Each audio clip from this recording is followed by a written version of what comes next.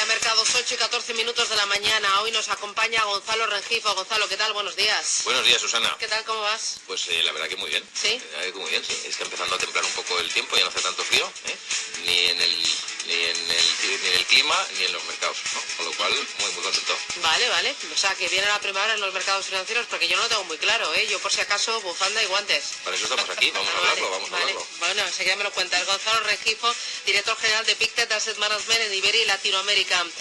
Álvaro Antón, ¿qué tal? Buenos días. Buenos días. ¿Qué tal? ¿Cómo vas? Muy bien, fenomenal. Estaba despistado, ¿eh? Le he pillado. Muy despierto no está.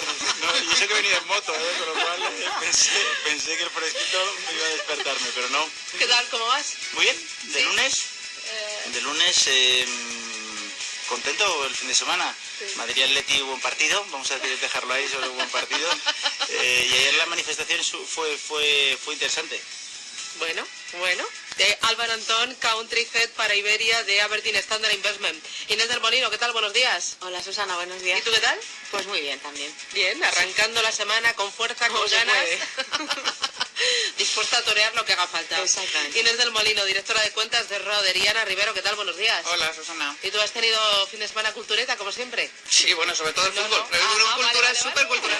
Yo estoy con Álvaro, aquí pero el tú eres partido muy también bueno, muy bueno.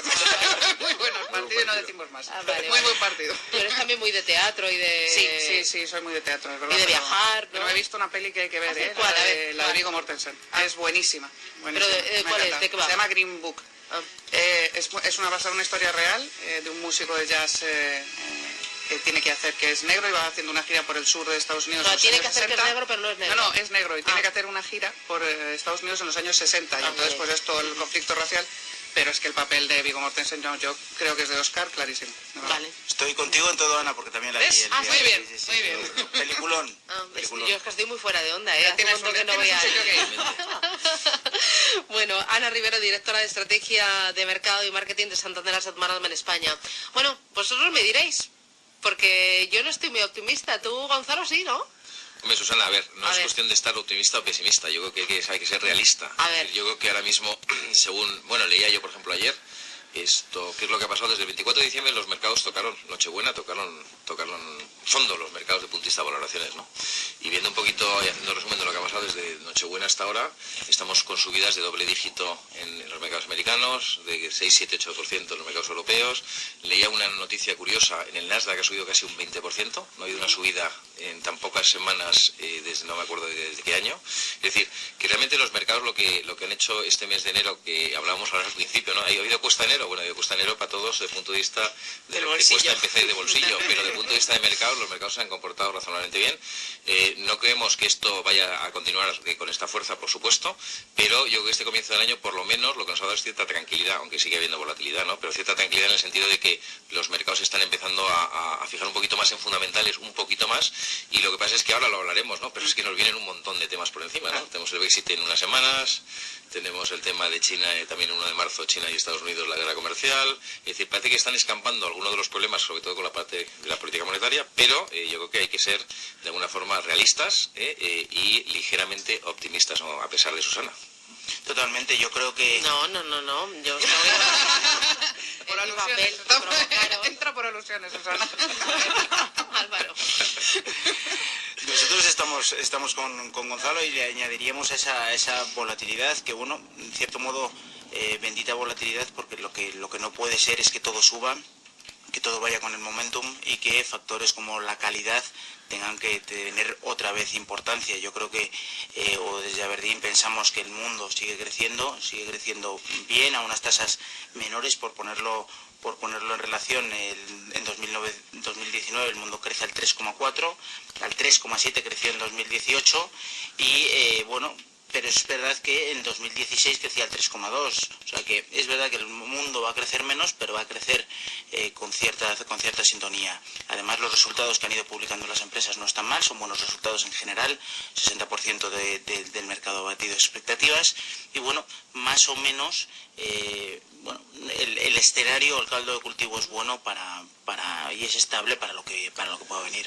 Yo creo que habéis dado ya dos de las claves que yo creo que han ocurrido en enero. Una es, la ha dicho Gonzalo, que es la valoración, y otro tú los resultados. Con la valoración en la que cerramos el año pasado, pues parece que ha sido muy evidente que es un factor clarísimo de por qué han subido las bolsas en enero, porque es que esto era de derribo ya, eran precios claramente pues, increíbles, ¿no? Inconcebibles, con ese escenario de beneficios empresariales que, a pesar de que se rebajan las estimaciones y de que sí, que hace 6 meses se esperaban más beneficios que los que se esperan ahora, sigue habiendo subida en los beneficios empresariales y sigue habiendo crecimiento en el mundo, menor que el del año pasado, pero sigue habiendo crecimiento. Eso, combinado con unos precios que no venían a cuento, la verdad es que se pasó de frenada al mercado claramente a final de año, pues ha provocado que al menos empecemos el año con un poquito más de justicia, por decirlo de alguna forma, de fair value, ¿no?, que decimos nosotros, que se acerquen un poquito las cotizaciones a lo que deberían valer las empresas, que hoy son empresas que ganan dinero y que venden más, y eso es lo que estás comprando cuando compras bolsa. A la vez tenemos, en mi opinión, la peor noticia comparada con esta, que es que la gente sigue comprando bonos a tutiplén y tenemos los tipos de interés demasiado bajos para este escenario, y eso es lo que desencaja un poco, ¿no?, lo que hace que la gente siga desconfiando un poquito de que estas subidas sean consistentes, pero desde luego es donde deberíamos estar, en precios subiendo, porque suben los beneficios y no hay tipo de interés en corto plazo. ¿Tú, Inés, cómo lo ves? Sí, nosotros en Schroders lo que cuesta un poco poner en contexto es que al final el mes de diciembre del 2018 fue el peor mes de diciembre desde 1963 y que la última vez que vimos bonos americanos y bolsa americana cayendo a la vez en la historia fueron en 1932, es decir, pleno crack, y en 1968 comenzó la guerra de Vietnam, con lo que la situación que hemos vivido ha sido lo suficientemente catastrofista y tremendamente decepcionante para todos los inversores como para que sigan comprando bonos porque están aterrorizados. Ya nadie se crea si este mes de enero es el preludio de otro nuevo susto o no.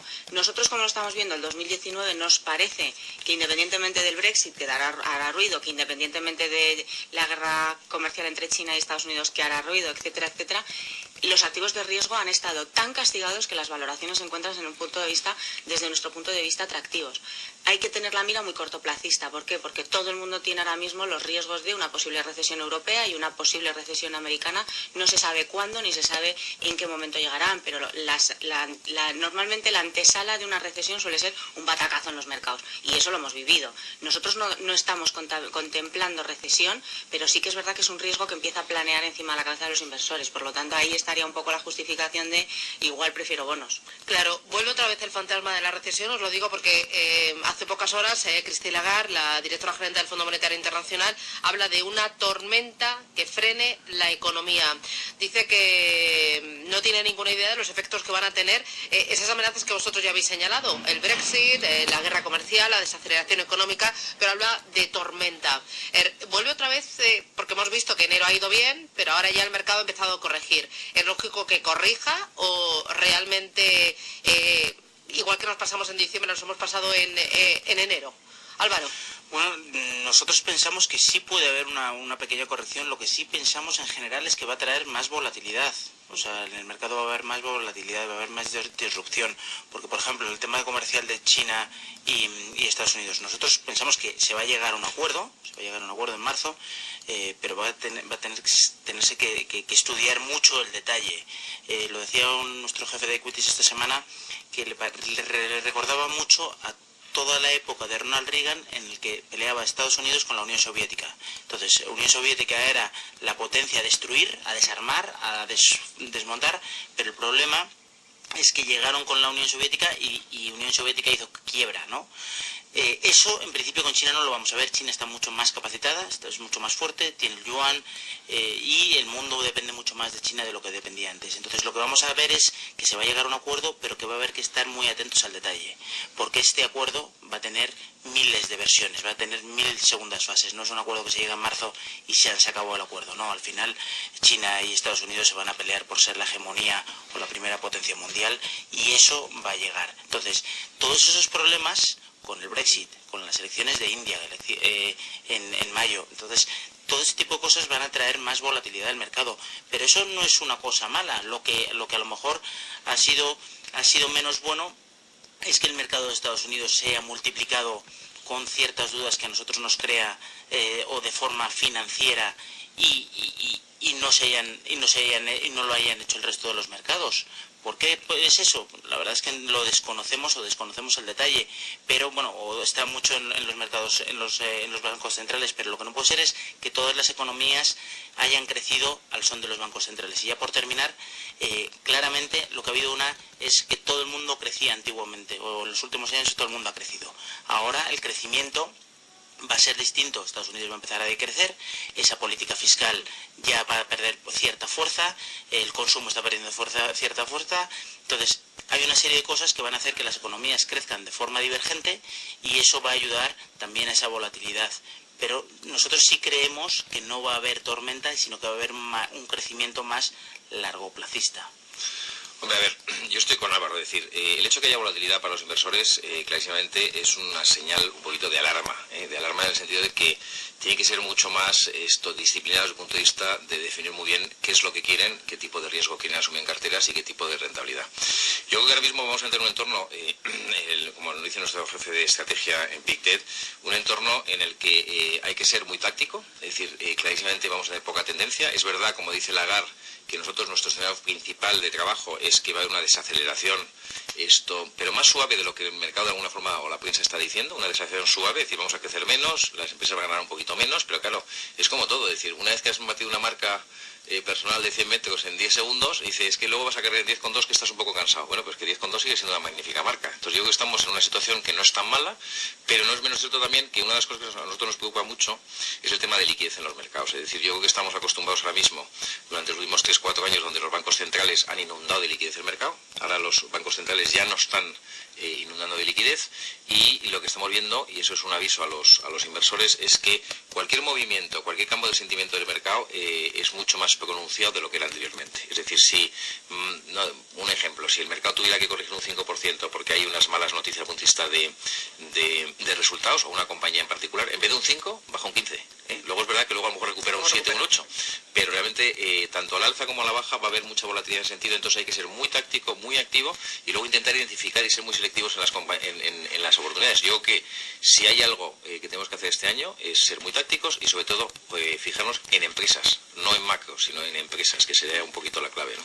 Fíjate que estaba leyendo las declaraciones de Christine Lagarde y la primera sensación que me ha dado es que esto lo tenía que haber dicho hace 6 meses. O sea, que llega un poco tarde para decir lo que ha dicho, que no digo que no tenga razón, pero es que ya después del tortazo del año pasado, después de que todo el mundo se pusiera súper negativo en el último trimestre, salir tú ahora a decir, oye, que igual la guerra comercial es un poquito dura, me parece un poco tarde. La verdad que yo me ha extrañado, y sobre todo porque si ves las cifras del propio Fondo Monetario Internacional no son para nada recesivas. O sea, no está dando en ningún país ningún tipo de alerta que te pueda asustar respecto a cómo va a ir. Al contrario, está en un 3,5 casi de crecimiento mundial, o sea que no lo entiendo muy bien. Yo sí que creo que la clave este año, por lo menos durante parte del año en los mercados, va a ser la divergencia tan brutal que hay entre lo que dice la FED que va a hacer y lo que el mercado cree que la FED va a hacer. O sea, a mí eso me parece que es de los años más interesantes que vamos a vivir en ese sentido, porque hasta ahora era todo muchísimo menos exageradas, ¿no?, esas divergencias. Es que ahora mismo hay un 15% de gente pensando que el primer movimiento va a ser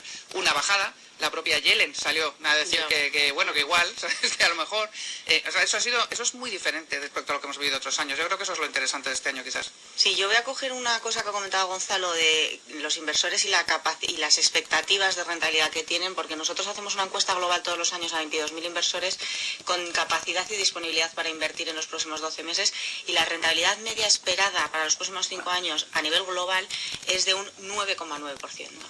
Es decir, que ahí yo creo que está el mayor escollo y el mayor problema al que se va a enfrentar el inversor, porque va a estar frustrado constantemente si esas son sus aspiraciones. O sea, ¿espera una rentabilidad este año del 9%? No, espera una rentabilidad media de los próximos 5 años del 9%. Vale. Del 9,9, es decir, prácticamente del 10. Quiero decir con esto que, contando con que la bolsa en los últimos 30 años, la bolsa americana no ha dado rentabilidades por encima del 7,3%, me parece que es de media. Esperar un 10% en un entorno de tipos bajos, crecimiento a la baja, no negativo, pero menor crecimiento, una situación comercial también a la baja, con muchos con muchos focos de problemas políticos en prácticamente todas las regiones. Deberíamos aprender a gestionar un poquito las expectativas, y eso es lo más complicado, porque asumir que como mucho vas a conseguir un 2%, un 3%, si lo estás haciendo realmente bien y eres muy táctico, como ha dicho Gonzalo, yo creo que es la primera tarea a la que debería enfrentarse el inversor este año. Bueno, publicidad y a la vuelta. Hablamos de esas expectativas. ¿Cómo le explicamos al ahorrador que esto Al inversor. Da lo que da. da lo que da? Exacto. ¿Cómo se lo explicamos? Publicidad y me lo contáis a la vuelta.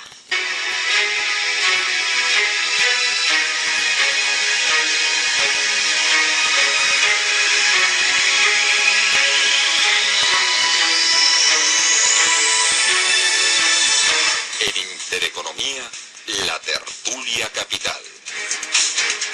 Bueno, a ver, es que si de esa encuesta realizada a 22.000 inversores, buena parte de ellos espera una rentabilidad del 9,9% analizado en los últimos 5 años, viven en Alicia, en el País de las Maravillas. Viven en otro planeta, otra galaxia, otro cosmo, no sé, pero muy lejos, ¿no? O sea, que lo estamos haciendo muy mal, ¿no? Bueno, a ver, yo creo que los inversores tienen que tener muy claro un poco las expectativas razonables y realistas de rentabilidad que Claro, pueden tener pues en tienen este que saber entorno. en qué terreno nos En este estamos entorno. moviendo, Es decir, ¿no? estamos en un entorno en el que si hablamos de aquí en los próximos 3 años, lo lógico es que la economía se desacelere, lo lógico es que las compañías ganen un poquito menos, lo lógico es que haya ganadores y perdedores, va a haber mucha divergencia y hay que ser muy selectivos.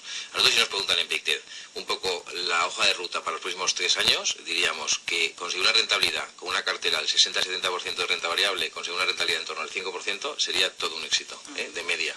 Nosotros nuestras expectativas de rentabilidad en renta variable europea o americana incluso menor, no llega al 5%, 5-6% anualizado en los próximos 3 años.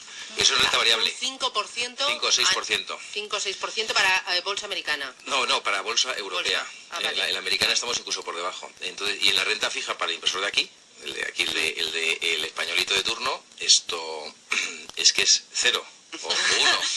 Y si le quitas inflación, es tasas de reales negativas. Entonces, hay que ser muy realista. Yo creo que lo que tiene que tener en cuenta el inversor español es que siendo con un nivel de riesgo más o menos moderado, en torno, como bien decía Inés, 2-3% de rentabilidad, sería una cosa bastante razonable pensar que lo puedes conseguir. Por encima de eso yo creo que te vas fuera completamente de tu perfil de riesgo. Sí. Pero bueno, eso es lo que voy a explicarle, ¿no? Puede que lo consigas, pero con un perfil de riesgo que no es el que la gente dice que tiene, Claro, por lo menos, exactamente. el que a todos nos gustaría asumir, pero que no asume nadie, ¿no?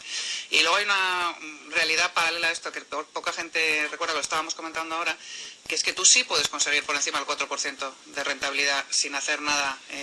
Básicamente lo que tienes que hacer es no mirar el precio de lo que has comprado y sencillamente cobrar el cupón y cobrar el dividendo. En este caso, la rentabilidad por dividendo en España está cerca del 4,5% en las compañías españolas de media, y en Europa está muy cerca del 4%. Eso, todos, yo siempre lo digo, que todos... en general en España, las familias, todo el mundo tiene acciones en directo compradas de toda la vida, los bancos de turno, las telefónicas, los Repsoles, las compañías eléctricas, de siempre se tienen carteritas, pues, aunque sean pequeñas, en las que la gente no está todo el día abriendo la expansión a ver cómo está el precio y subiendo y bajando y comprando, como sí que hacen con los fondos de inversión. Si tú tienes una rentabilidad por dividendo que te está dando un soporte en la renta variable que está por encima y muy por encima de la media que hemos tenido en los últimos 30 años, eso te debería dar ciertas garantías de que estás comprando algo que tiene valor, y hay que esperar a que el valor aflore, y si no aflora por precio, por lo menos que la rentabilidad por dividendo te vaya aportando, ¿no? O sea que yo creo que eso es un soporte bastante claro para la inversión en renta variable, vamos. Totalmente de acuerdo, es una muy buena opción.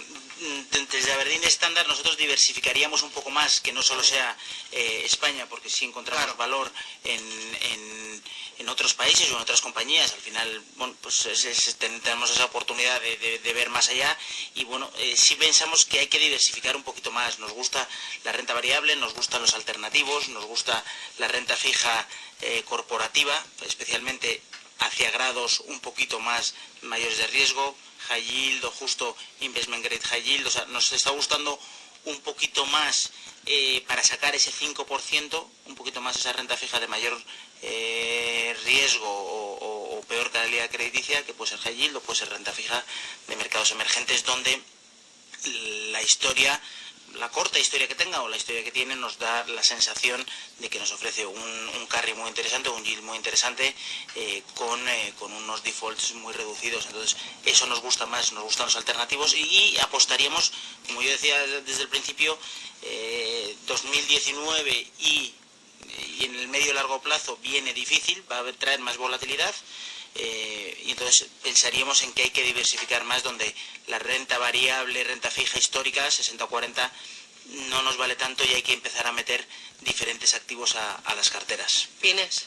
Sí, nosotros dentro de las posibilidades que tiene un inversor para construir una cartera, que debería ir siempre de la mano de un asesor para que le ayude de una forma un poco más profesional, creemos que la renta variable emergente, después del castigazo que han tenido durante todo el año pasado, sobre todo por el dólar, este año ofrece muy buenas oportunidades y deberían ser capturadas por el inversor.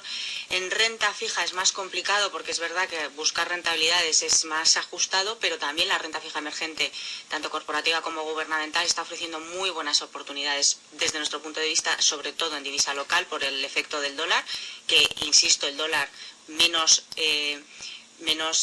sobrevalorado ayuda a los mercados emergentes y a las divisas emergentes, y nuestro escenario es que el dólar ya lo hemos visto en máximos.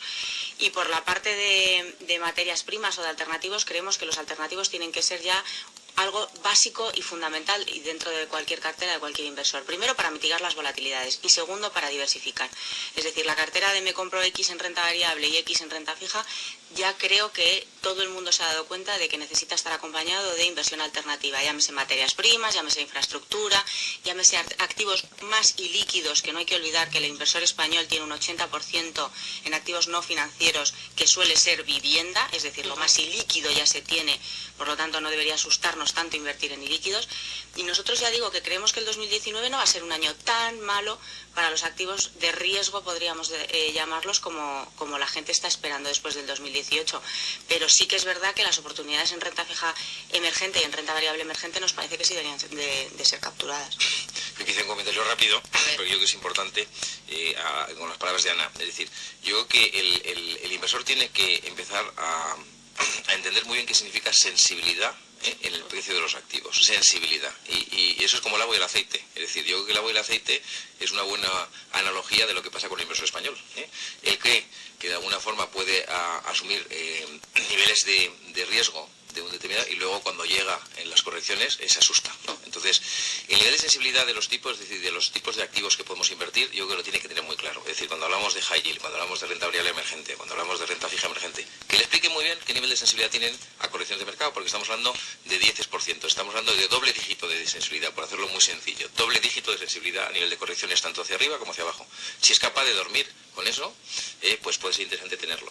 Yo lo único que diría al inversor en un momento de mercado que nosotros entendemos que va a ser volátil, que va a ser muy táctico, que hay que estar muy selectivo desde el punto de vista de oportunidades, es que hay unas estrategias que tenemos todas estas casas que estamos aquí representados, que son estrategias multiactivos, donde tienes un profesional que es el que se dedica a invertir algo en emergentes, algo en alternativos, algo en renta variable, algo en renta fija. Esas estrategias multiactivos que tienen un perfil de riesgo-retorno ya definido, es decir, le te está diciendo en el prospectus del fondo, oye, máxima volatilidad de un 5%, máxima volatilidad de un 8%, máxima volatilidad de un 3%, ya te define el nivel de sensibilidad. Con lo cual, no sería mala idea que dentro de la cartera de un inversor empezar a mirar el tema de estrategias multiactivos, donde tienes un profesional que está permanentemente encima de los mercados, ¿no? Eso sería quizá el consejo para hoy lunes, Susana. Bueno, hacemos otra paradita, o sea que ya bolsa y renta fija, solo eso no vale. Si queremos sacar una rentabilidad de cuánto este año, tengo que apostar por multiactivos. ¿De cuánto? ¿Del 2, 3%? El 3. Sí. 3, 4. Depende del perfil de riesgo. Espera, Claro. ¿y con eso qué volatilidad debo asumir? ¿Para aspirar a un 2, 3? En torno a un 5. Incluso Uf, más, esto me ¿no? lo tenéis que explicar, Pues que necesito asimilarlo. A ver, si para conseguir una rentabilidad del 2% este año tengo que asumir una volatilidad del 5%, yo me quedo como estoy. No invierto, no me compensa. Porque la gente no ve tu cara, porque mira cara del emoticono ese con las manos puestas en la mejilla. Ha puesto esa cara. No me compensa el sufrimiento para la recompensa. A ver, que voy Susana, si no haces nada, ya de saque pierdes un 1,5 prácticamente, que es la inflación más o menos que hay. Eso la gente lo tiene que entender. Mira, A ver, hay un explícamelo otra vez, ejemplo gráfico que yo cuento mucho en las charlas cuando voy con la gente, que es que si yo hubiera metido 100.000 euros en una caja de zapatos en España, hubiera metido 100.000 euros en el 2015 y abro la caja de zapatos en el 2019, esos 100.000 euros valen 94.600. O sea que no me puedo comprar lo que me podía ¿No comprar. exageras? ¿No exageras? No, lo tengo calculado. Vale. Además que lo pongo siempre de ejemplo. Es que esto me está doliendo todavía más. ¿Ves? Ahora sí que tienes que poner la cara, ahora sí. Con lo cual tú crees que tienes 100.000 euros, pero solo puedes comprar por valor de 94.000, o sea, has perdido 6.000 euros por el camino. Yo no te digo que con la bolsa los hubieras ganado, pero vamos, más probabilidades claramente de haber hecho, como os decíamos antes, una cartera diversificada en la que algún activo te habrá ido bien en algún momento, y sobre todo, como estaba diciendo Gonzalo, si te la gestiona alguien que es profesional y que entiende dónde hay que quitar y poner más peso en cada momento, pues lo normal, y es para lo que estamos todos aquí, es que lo mínimo que tienes que hacer es mejorar la inflación. Lo mínimo, cuando le estás diciendo a la gente que le quieres gestionar sus ahorros, ¿no? Y eso es algo que no se tiene en la cabeza, pero que visto en euros, como digo yo, más siempre lo pongo esto con un señor, tengo un dibujito de un señor y un euro que va deshaciéndose, así como melting, ¿sabes? En inglés, o sea, que va como, pues eso, hundiéndose, ¿no? O fundiéndose. Y es verdad, la inflación es básicamente lo que más dinero nos quita sin darnos cuenta y le dejamos que nos lo quite. O sea, que hay que poner el dinero a producir y luego tener, pues eso, la visión de ponerlo en activos que funcionen y darles el periodo de maduración suficiente a la inversión como para que ese potencial aflore, porque en muy corto plazo, muy rabioso corto plazo, pues estamos hablando de otras inversiones, ¿no? Pero para manejarse contra la inflación, por decirlo así, lo mejor es diversificar, y lo mejor en la diversificación es tener alguno de los activos que tenga riesgo. Completamente. Yo creo que no solo hay que diversificar, sino que hay que poner el dinero a trabajar de forma constante, como trabajamos igualmente. Porque lo que sí que está claro es que cada vez es más difícil determinar el market timing. No, ahora entro, no, ahora salgo. Pero eso, toda la gente que salió del mercado en diciembre, claramente se ha perdido todo el rally de enero. Entonces yo creo que, y lo ha hecho Gonzalo antes, lo hemos dicho, lo ha hecho Inés, lo ha hecho Ana, pero la realidad es que los fundamentales es lo que al final vale, y el largoplacismo en la inversión es lo que al final vale. Porque al final tú decías oye, mete el dinero en una caja en 1994 y hoy tengo 7.000 euros menos. O 6.000 euros menos. Es que es lo mismo, es decir, hay que meter el dinero en el 94 y ese dinero del que no necesitas disponer, poco a poco irlo metiendo en activos. Ya puede ser renta variable, ya puede ser renta fija, pero bueno, una de las cosas es que no puedes hacer market timing, y por eso muchos recomendamos, o en las casas que estamos aquí recomendamos estrategias alternativas o estrategias multiestrategia para poder diversificar en esa inversión. Yo estoy totalmente de acuerdo con Susana. Tú no vas a hacer nada, lo vas a dejar. No, esa es la pregunta que tienes que hacerte como inversor, es decir, ¿me compensa o no me compensa? Es decir, que realmente el tema de riesgo-rentabilidad. Pero a ver, no es menos cierto esto que nosotros venimos, y Susana a lo mejor viene también, Susana es mucho más joven que yo, pero venimos de una cultura del ladrillo y del depósito, ¿no? Del ladrillo y del depósito. El ladrillo ha dado muchos alegrías y muchísimas desencantos y disgustos en los últimos 10 años, y el depósito no paga. Entonces, aquí en este programa, como en muchos otros, estamos aquí para intentar orientar al inversor. Es decir, tenemos que pasar de la cultura del ladrillo y del depósito a la cultura del inversor responsable, y sobre todo a través de fondos de inversión. Y ahí tiene oportunidades, entonces hay que mirar esas oportunidades. Yo creo que ahora mismo el que te des una rentabilidad del 3-4% con una volatilidad máxima del 5%, con un plazo de inversión de 3 años, es una cosa muy razonable. Sobre todo lo que dice Ana, hay que batir la inflación. La inflación es el gran enemigo de los ahorros. Entonces lo que no podemos hacer es quedarnos en depósitos e ir perdiendo 1,5 cada año, cuando realmente hay alternativas para hacerlo. Yo quizá a lo mejor o volver a insistir, es decir, la parte esta de alternativos, que suena como raro porque los alternativos la gente no los entiende, no deja de ser estrategias de cobertura, es decir, de quitar riesgo a la cartera. Digo, por volver a decir, los famosos hedge funds, que es el término inglés, fondos de cobertura, son fondos para quitar riesgo a la cartera, con lo cual que sepa el inversor que tiene un montón de instrumentos, un montón de alternativas, un montón de profesionales que le pueden dar esa combinación que a Susana no le gusta nada, pero que nosotros creemos que es razonable. Sí, nosotros en Esrodes hemos lanzado un decálogo de verdades, ellos dicen ineludibles, nosotros las llamamos impepinables. Es decir, nos vamos a enfrentar a un mundo que crece menos, con tipos más bajos, con la tecnología generándonos la cuarta revolución de la que estamos siendo ahora mismo partícipes y no somos del todo conscientes, y todo eso está cambiando los paradigmas de todo tipo de escenario al que todavía nos vamos a enfrentar y no somos conscientes en los próximos 10 años. Con eso, ¿qué es lo que tenemos que hacer? Desde nuestro punto de vista, en Esrodes, la única recomendación que nos atrevemos a dar al inversor es que busque un asesor profesional. Es decir, se ha complicado tanto el entorno para saber, en el 2017 estaba tirado, daba igual donde cayeras, en qué casilla cayeras, que ibas a sacar rentabilidades positivas. A partir de ahora no. De manera que ir de la mano de un asesor profesional que te ayude a templar, que te ayude a no ser más ambicioso de lo que debes, que te ayude a no ser tan cagueta como en algunos momentos nos sale a todos. Esa figura tiene que ser imprescindible a la hora de invertir. No debería estar invirtiendo nadie que no fuera de la mano de un asesor profesional. Y es la única recomendación que yo creo que nosotros nos atrevemos a dar. Bueno, ¿cómo está el patio, Ya a mí me ha No, asustado, hombre. me ha asustado Inés ahora. Digo, voy a buscarme un asesor profesional. Todo el mundo debería tener, igual que todo el mundo tiene un dentista y tiene un ginecólogo y que todo el mundo tiene un médico. Totalmente. Bueno, ¿En serio? ¿algo más que añadir? A mí me habéis dado aquí ideas para reflexionar. Lo del 2-3% duele con esa volatilidad del 5%, pero es que no hay alternativa, No, ¿no? Porque la inflación después de Te lo 100.000, comes. ¿cuánto has dicho que me quedan? 94.600. ¡Qué dolor, qué dolor! Claro, es que uno Invisiblemente cuando se ve han ido. negro sobre blanco ahí se da Claro, cuenta. claro. Bueno, Ana Rivero, Santander Asset Management, Gonzalo Rengifo, Pictet Asset Management, Álvaro Antón, Aberdeen Standard Investment, Inés del Molino, Roders, que... Buenos días y buena nos suerte. habéis puesto las pilas, ¿eh? Claro, habéis dicho muchas verdades veces. como puños. Exactamente, Sí, exactamente. sí. Pues nada, A arrancar por ello, la a por semana, ello. a estudiarse todo esto bien y a tomar decisiones, a buscar un asesor, ¿no? A buscar de los de los buenos. buenos, tomar decisiones. Gracias, que tengáis buen día. Por el lunes. Adiós.